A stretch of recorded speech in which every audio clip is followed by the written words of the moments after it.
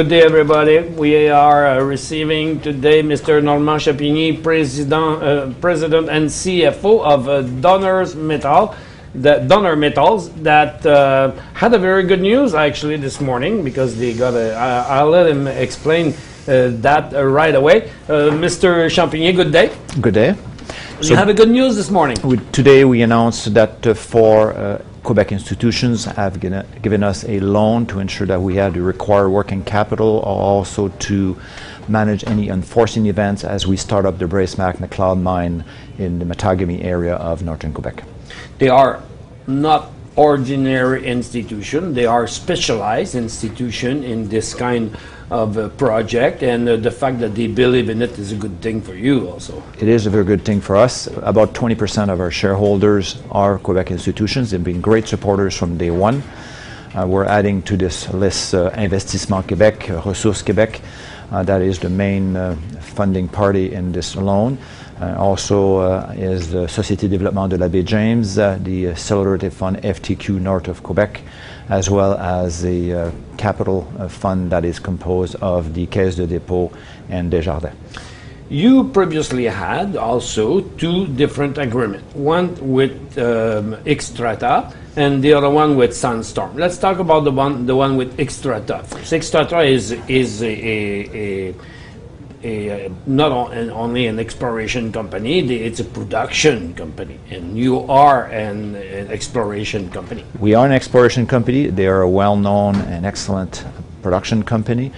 I'll do a little bit of a history. Back in 2006, at that time Falconbridge, that was bought by Xstrata later on, because of losing prices, did not want to do more exploration in the Champigny area, and they invited a number of junior companies to make proposals to do exploration.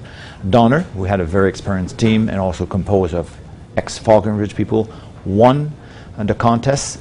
On the second drill hole, found Bracemac, which became Bracemac McLeod mine.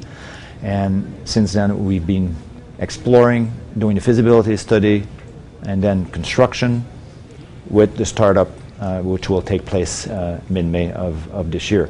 So the relationship with Xstrata has been a great one because of the people that essentially were part of the same family before, and also recognizing our deep technical expertise, which has allowed them to minimize the financial risk during the exploration period. Xstrata already have a mill out there, which is operating right now. Yes, this area is well endowed with infrastructure. It has a rail facility to transport the zinc concentrate from the mill, the existing mill, which has been there for 50 years. The copper concentrate, which is transported by truck to the Orange smelter in Rouyn-Noranda. And also has a road, an airport facility, and a well-known town which has been built on mining activities occurring over a 50-year period. And but there is a mine that is going to run out of material. Can we have some water, please? So, thank you. And there is a mine already that will run out of material within a month, and then it's going to be a switch from this mine to your mine. That is correct. The Perseverance mine, which is the 11th mine in the area, will shut down in mid-May using the same process plant. Who owned the Perseverance? 100% Xstrata. Okay. We have 35% of Bracemac McLeod, Xstrata 65%. And we're going to take over immediately, so using the same mill with the ore that's already stockpiled on surface, will feed the same mill from the Bracemac McLeod mid-May as well. So there's no ramp up. It's a smooth transition from Perseverance to Bracemac McLeod, and the same type of ore as well. So the metallurgy is no different. So when you were talking about construction, it was not construction of a mill, but it was construction of the structure of the mine. So that means the underground ramp that takes the vehicle down there to extract the material. So it's basically an underground mine. That is correct. The investment that has been made is to develop the underground mine so that by using a ramp you can extract the minerals from a series of stope underground workings to feed the mill at a rate of 3,000 How is tons this per day. material? Is it like gold in sort of vein, or you make a road in angle there to go underground, and then finally you end up into like bigger cave? Where are you drilling big hole, or it's all small? It's not that small, but it's not that big. These are massive sulfide bodies, which tend to occur along certain horizons. The geometry will vary, so sometimes it's thick, maybe 6-8 meters, sometimes a little less, quite rich, up to 10% zinc, percent or two copper, an ounce silver, a few tenths of a gram of gold. So you extract them by doing selective mining. There's a very sharp contrast between this massive sulfide and the host rock, because it is massive sulfide, so it's easy to cut out that material, blast it, transport it, and feed the mill. Okay, which is very close from the mine, couple of kilometers. A couple of kilometers. Okay, and let's now talk a little bit about with the deal with Sandstorm. So you got some investment from Sandstorm before. To being able to finance our construction costs and do all the exploration, the company had to do a number of financing over the year, starting with flow-through share financing, also issuing shares. And then with Sandstorm, we have a metal purchase agreement, which gives them the ability to get 70% of the copper concentrate revenue, still giving us back the revenue for copper at 80 cents per pound. That has allowed us to get from them $32.75 million, which has helped us to finance our construction costs over that period. So they've been a great partner, and for them, they get the benefit of the price differential. Well, you got 30% for you, and they have 70%. 70-30, is that it? They have 70% of the copper concentrate. Of the copper, and you keep all the zinc. We keep all the zinc, and the reason for that is that we believe, and many people in the industry believe, and specialists believe as well, that zinc prices should go up. There are shutdowns of major mines around the world, and the new projects tend to be smaller. The demand from Asia keeps growing, imports to China keeps growing, and that's going to will put pressure on the price. Consensus price, to give you an idea, if you talk to people that follow this, for 2013 is around $1.05. Okay. So there's plenty of potential. You may have some more discovery also, because you are going to have a very extensive drilling program, I guess, now. That's very true. We've made a commitment with Xstrata to extend the mine life of Bracemac McLeod by drilling at depth. We had an inferred resource that was announced as part of the feasibility study, but only tested with the 8 holes. We are now drilling the gap between McLeod and Deep McLeod, and we're going to drill around it. We had some very encouraging results, high-grade results released about 10 days ago.